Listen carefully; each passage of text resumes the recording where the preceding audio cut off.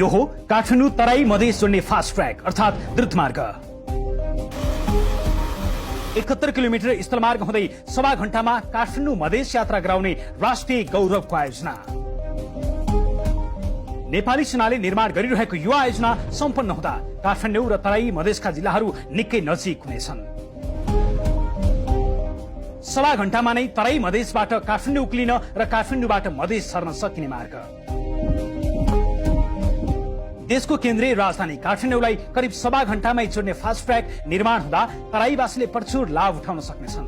कृषि उत्पादनका लागि उर्वर मानिएको तराईका बारा, पर्सा, रौतहट, सिराहा, सर्लाही, धनुषासम्मका जिल्लाहरूले काठमाडौँलाई सहजै आफ्नो बजार अपनाउनेछन्।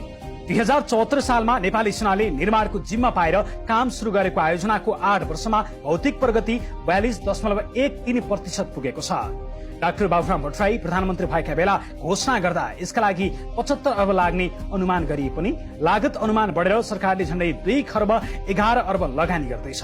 2076 भदौ 1 मा विस्तृत परियोजना प्रतिवेदन डीपीआर स्वीकृत गरिएको फास्ट ट्र्याक आर्थिक वर्ष 2080-81 भित्र सक्ने सम्झौता थियो, तर कोभिड-19 लगायतका कारण अपेक्षाकृत प्रगति हुन सकेन।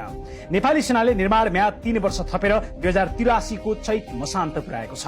निर्धारित समयमा काम भएको भए आयोजना 2078 को वैशाखमै निर्माण भइसक्थ्यो।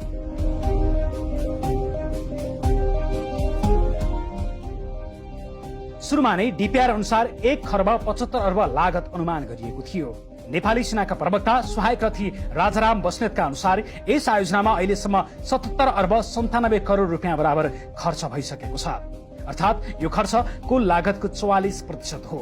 नेपाली सेनाका अनुसार खोकना क्षेत्रको जग्गा विवाद समाधान हुन नसक्दा आयोजनाको काम प्रभावित बनेको छ भने फास्ट ट्र्याकको सुरु बिन्दुमै निर्माण अघि बढ्न सकेको छैन। सुरु बिन्दुमा विवाद भए पनि अन्यत्रको काम भने द्रुत गतिमै भएको नेपाली सेनाको भनाइ छ। आयोजना अन्तर्गत सुरुङ, पुल र सड़क निर्माणको काम जारी छ। 7वटा सुरुङ मार्ग मध्ये 2वटा धोद्रे र लिन्डाँडाको ब्रेक थ्रु भइसकेको छ भने अन्यमा काम भइरहेको छ। ती सुरुङको कुल लम्बाई 10 किलोमिटर 997 मिटर अर्थात् करिब 11 किलोमिटर हुन्छ।